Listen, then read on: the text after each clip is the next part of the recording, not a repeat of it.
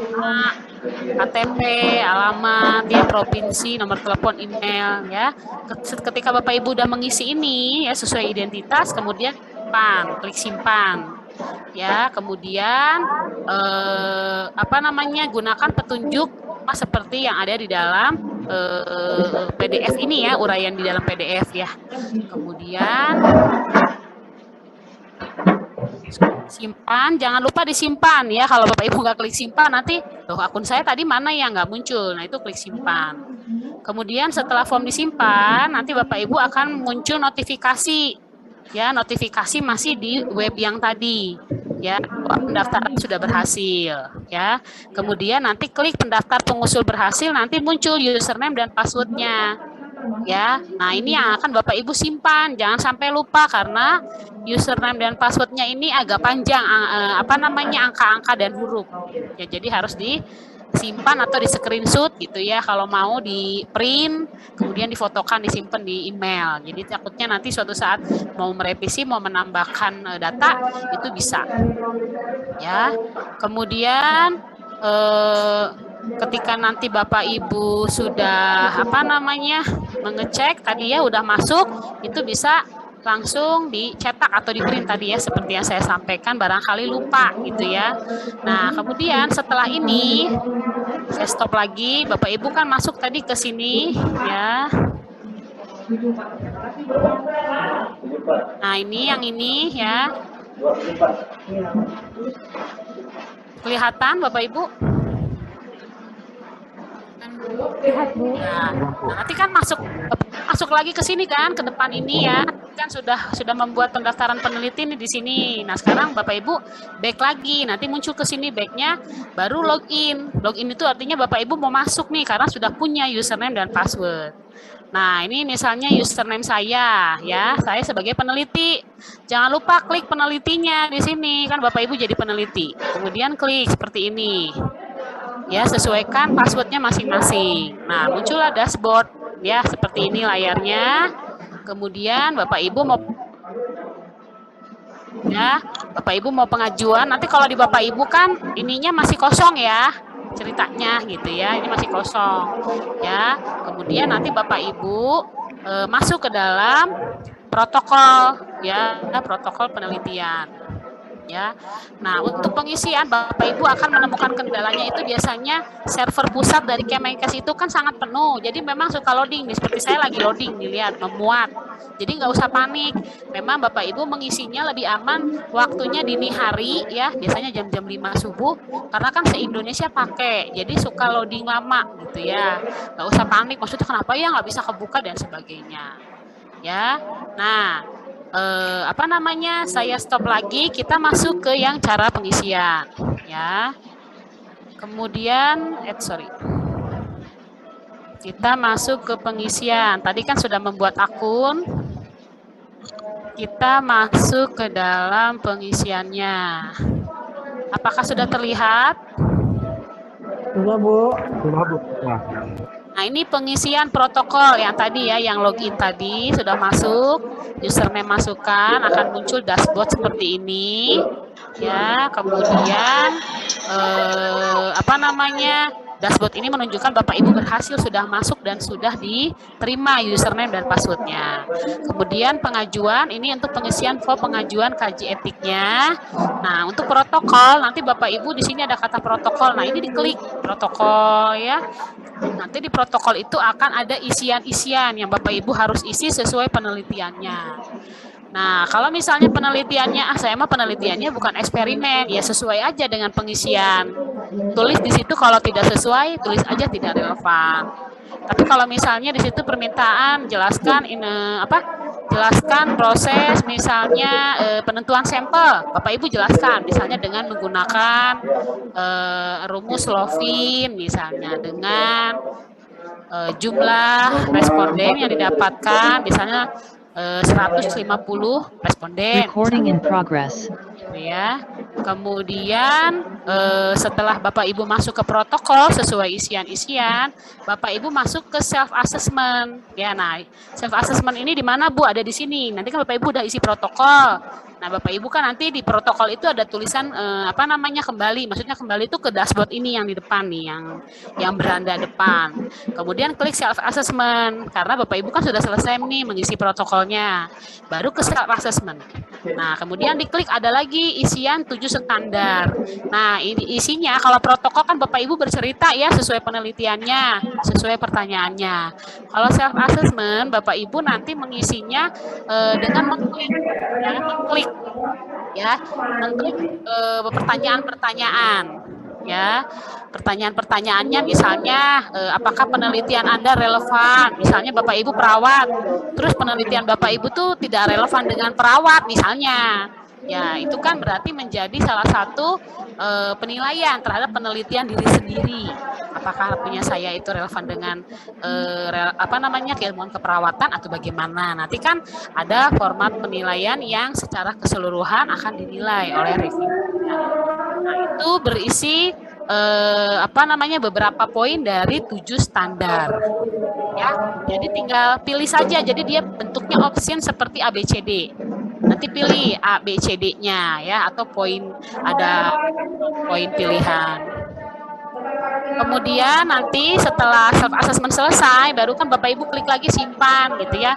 Baru Bapak Ibu nanti masuk ke hasil telaah yang di sini. Nah, hasil telaah yang di sini itu untuk melihat punya Bapak Ibu itu diterima nggak ya sama para reviewer gitu ya. Layak nggak untuk dilakukan penelitian ya judulnya. Begitu. Recording Ya. stopped. Apakah relevan ataukah tidak relevan gitu. Ya, nah itu masuk ke hasil telaah ya. Kemudian klik menu pengajuan ya. Jadi mainnya tuh main klik aja. Jadi Bapak Ibu nggak usah ribet karena tinggal ngikutin aja yang ada di bawah dashboard ini, banyak ada pilihan-pilihannya ya. Nah, kemudian kalau udah selesai sampai pengajuan ya Bapak Ibu jangan lupa nanti melampirkan format-format ini ketika pengajuan ya. Nama KEPK yang ditujunya diisi dulu ya. Misalnya saya mau masuknya ke Rumah Sakit Immanuel, misalnya kalau yang Rumah Sakit Immanuel. Tapi nanti koordinasi sama Rumah Sakit Immanuel dulu sebelum mengisi. Nah, kalau ke Stikes Immanuel, nanti KEPK-nya Bapak Ibu klik di sini nih, nanti ini muncul. Kelihatan nggak? 100. Coba saya bikin besar. Nah, ini ya, ini KEPK-nya muncul nih, nama KEPK muncul di sini. Ya, Stik Immanuel atau Universitas Pajajaran gitu ya, atau Universitas Indonesia. Bapak Ibu pilihnya yang Stik Immanuel ya. Bu, saya mau nyobain di UI atau Unpad misalnya. Ya sebenarnya bisa-bisa saja gitu ya, tetapi kan dari Stik Immanuel sudah punya ya komite etiknya. Begitu ya. Dan isi yang ada di sini ya semuanya nanti Bapak Ibu upload juga ya bukti-bukti pembayaran ya sesuai yang ada di dalam isian ini. Bukti pembayarannya saya lupa gitu ya berapa ya, 100.000 apa 150.000. Bapak Ibu sudah dapat share ininya, informasi jumlah berapa yang harus dibayarkan ke nomor rekening Stik Immanuel. Sudah dapat ya, Pak? Belum. Oh, belum. Oke, nanti di-share ya oleh prodi, saya nanti share ke Ibu Widya supaya Bu Widya bisa share ke kelas ABCD.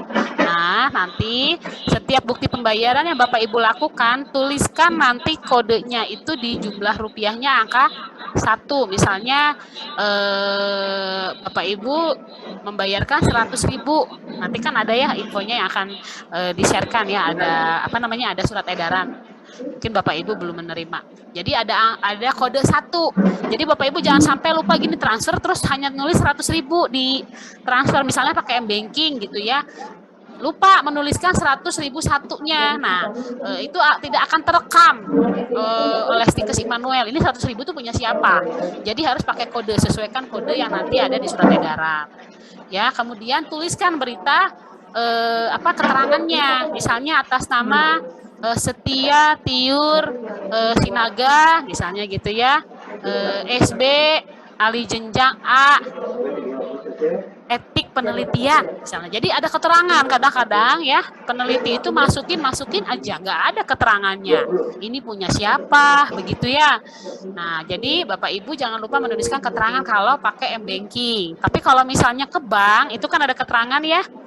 Kertas yang biasanya warna apa ya saya lupa, pokoknya setiap bank itu ada. Kalau transfer melalui bank itu biasanya ada keterangan dituliskan itu tujuan pembayarannya untuk membayar apa ya. Kemudian nanti diupload di sini ya bukti bayarnya ya. Nah kemudian kalau file bukti bayar karena Bapak Ibu kan tidak otomatis dari pemotongan kartu mahasiswa, Bapak Ibu jadi uploadnya tadi bukti screenshot ataupun kertas yang tadi yang dari bank itu yang Bapak Ibu fotokan baru upload ke sini. Nah tanggal bukti bayarnya sesuaikan, Bapak Ibu bayarnya tanggal berapa, misalnya tanggal 12 Maret. Kemudian nomor bukti bayarnya ini sesuaikan saja dengan nomor induk mahasiswa ya atau NIM ya, NIM mahasiswa. Kemudian nomor surat ini Bapak Ibu minta suratnya nanti ke prodi. Jadi sebelum Bapak Ibu pengajuan etik ya, misalnya saya mau pengajuan etik ke Stik Immanuel atau ke Rumah Sakit Immanuel atau ke Rumah Sakit A. Nah, nanti pengajuan suratnya itu Bapak Ibu kalau bisa seminggu dari sebelum pengajuan sudah koordinasi dulu sama prodi untuk meminta surat pengantar. Karena saya akan melakukan pengajuan etik Bu ke Rumah Sakit A atau ke Stikes A. Ya misalnya ke Stikes Immanuel. Walaupun Bapak Ibu dari Stikes Immanuel, surat pengantar tetap harus ada dari prodi. Nah suratnya itu diapain Bu? Suratnya nanti Bapak Ibu scan atau boleh di scanner, kemudian diupload ke sini ya. Nah di suratnya itu kan pasti ada nomor, isi nomornya di sini. Misalnya 05 garing gitu ya, S1 keperawatan garing sekian tahun 2022. Ya sesuaikan dengan surat yang Bapak Ibu upload itu ada nomornya di atas. Nah, kemudian tanggalnya sesuaikan dengan tanggal suratnya. Ya, jadi Bapak Ibu siapkan surat pengantar dari prodi dan satu lagi adalah bukti pembayaran. Begitu. Ya, untuk yang dokumen ya, untuk dokumen biar gini, kadang-kadang mahasiswa dia Bu, kenapa ya saya nggak bisa ngisi sampai protokol Bu? Ternyata Bapak Ibu belum mengisi ini, gitu, belum lengkap. Ya, padahal Bapak Ibu sudah isi semua protokolnya, tapi kok saya nggak bisa ke tahap berikutnya ya Bu, nggak bisa ngeklik pengajuan. Ya karena Bapak Ibu belum selesai mengupload dokumen yang 2 ini. Gitu. Jadi pastikan dulu dokumennya sudah diupload ya, surat pengantar dan bukti bayar, kemudian sudah mengisi protokol ya, kemudian baru self assessment ya, baru nanti Bapak Ibu pengajuan surat etiknya. Nanti diklik di bagian akhir itu, nanti ketika pengisian Bapak Ibu akan menemukan di situnya submit. Nah, artinya submit itu Bapak Ibu sudah yakin dengan isian baru klik submit. Jadi sudah yakin dan siap dikirim, baru klik nanti submit di bawah gitu ya, seperti kotak begini nih, dia ada submit ya, tanda checklist, kemudian diklik. Artinya Bapak Ibu sudah fix dan menyetujui bahwa ini sudah akan dikirimkan ke komite etik ya, begitu. Oke, Bapak Ibu jelas ya tadi ya gambaran tata cara begitu ya, barangkali nanti Bapak Ibu ketika pengisian bingung misalnya tadi Ibu gimana ya ngejelasinnya, nanti Bapak Ibu ketika buka panduan yang tadi itu ada panduannya. Nah, nanti seperti ini ya, tadi pengajuan ya, ini contoh, kemudian protokol ya, self assessment. Nah, ini agak-agak loading Bapak Ibu, nanti ketika mengisi jangan panik, saya mah menyerah gitu. Kadang-kadang mahasiswa menyerah. Jadi kami tim suka di WA, Ibu saya kenapa ya nggak bisa masuk terus, selalu loading Bu. Nah, yaitu jam-jam kredit. Nah, jam-jam segini tuh jam kredit. Makanya nih, Bapak Ibu mungkin baca memuat ya di sini ya. Nah, ini jam-jam kredit, artinya SIM EPK ini lagi ditelusuri oleh banyak orang ya. Maksudnya satu Indonesia itu kan menggunakan linknya ini, hanya beda-beda mahasiswa ataupun peneliti ataupun dosen dari berbagai kampus. Jadi memang suka loading seperti ini. Yang kedua, pastikan jaringan Bapak Ibu itu kuat ya, wifi-nya kuat ataupun support gitu. Ya. Nah, nanti untuk melihat hasil hasil Bapak Ibu itu di pemberitahuan ataupun full board seperti ini. Ya, nih punya saya aja agak-agak loading ya Bapak Ibu. Nanti Bapak Ibu melihat udah sampai mana ya surat etik saya, nanti Bapak Ibu bisa klik pemberitahuan ini ya full board. Jangan-jangan punya saya masuknya ke full board. Kalau Bapak Ibu nanti ternyata ada yang masuk ke full board, ya berarti nanti Bapak Ibu bisa lihat ya hasilnya, ya apakah memang diterima ataukah memang diterima tetapi ada perbaikan sedikit. Atau misalnya di situnya tulisannya expedited, ya berarti itu memang ada revisian yang harus Bapak Ibu tambahkan. Misalnya banyak poin protokolnya yang kosong di sini ya, yang tadi saya sampaikan protokol ini kan bentuknya isian. Ya, ini saya lagi loading Bapak Ibu, tadi yang saya sampaikan jam-jam tertentu itu crowded sekali.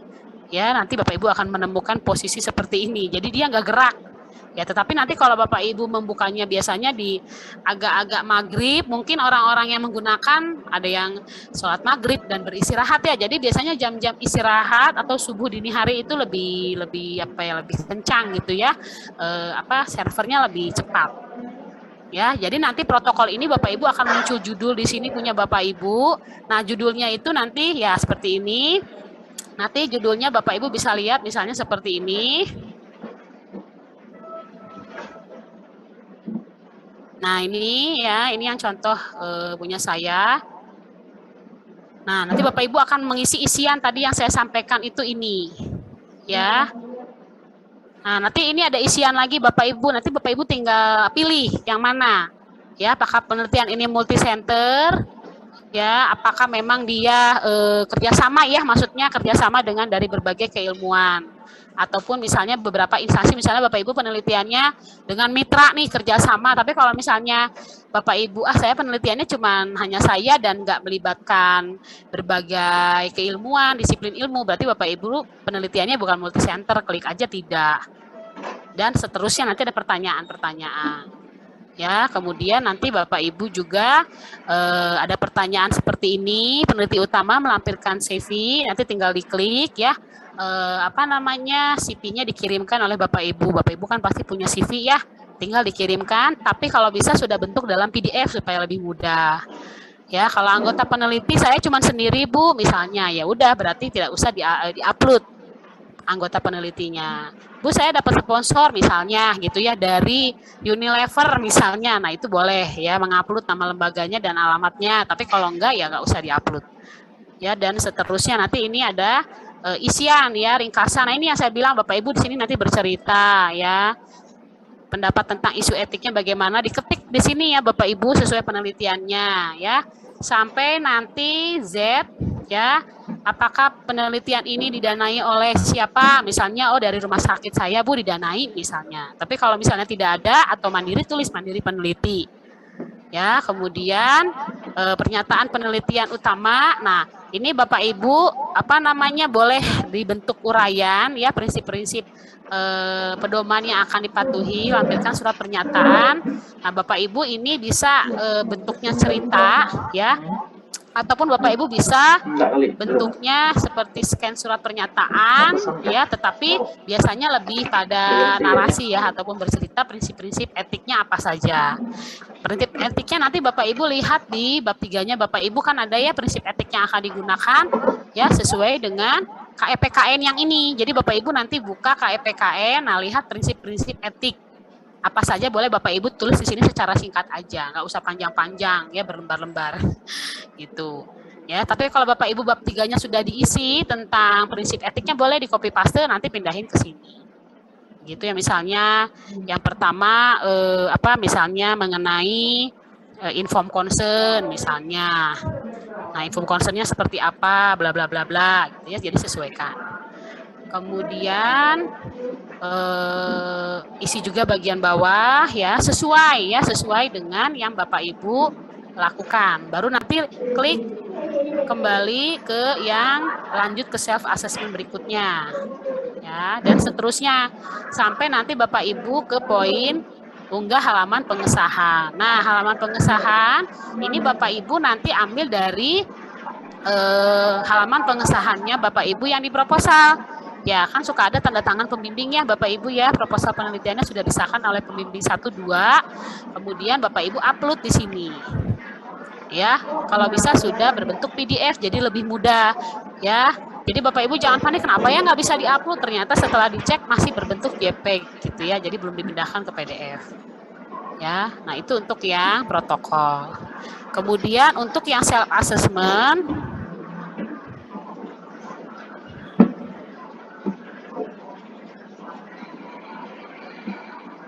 bentar ya.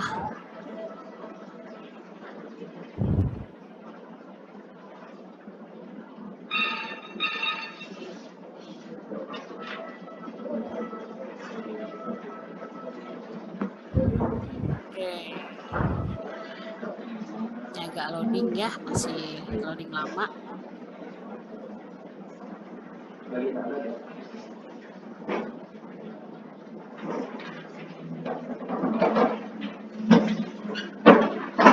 Mana ya? Sini ke kemarin. Nah, ini yang self assessment ya Bapak Ibu. Tadi klik ya di protokol yang ini. Bapak Ibu sudah selesai misalnya protokolnya ya dari poin 1 atau A sampai unggah halaman pengesahan udah selesai semua diisi.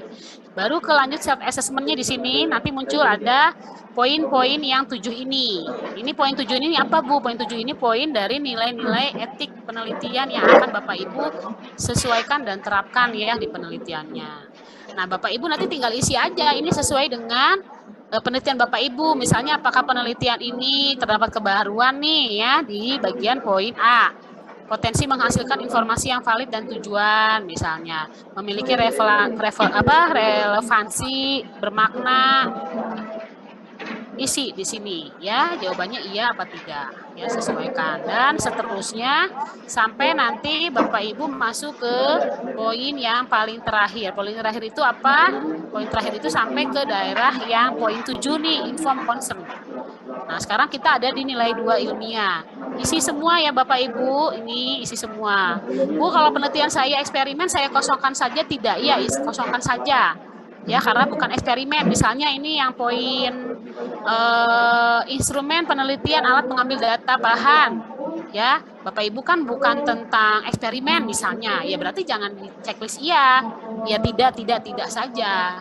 Ya misalnya saya nggak menggunakan tes laboratorium Bu, nggak ada prosedur diagnostiknya, berarti klik tidak dan seterusnya. Ya kemudian masuk ke selanjutnya ya.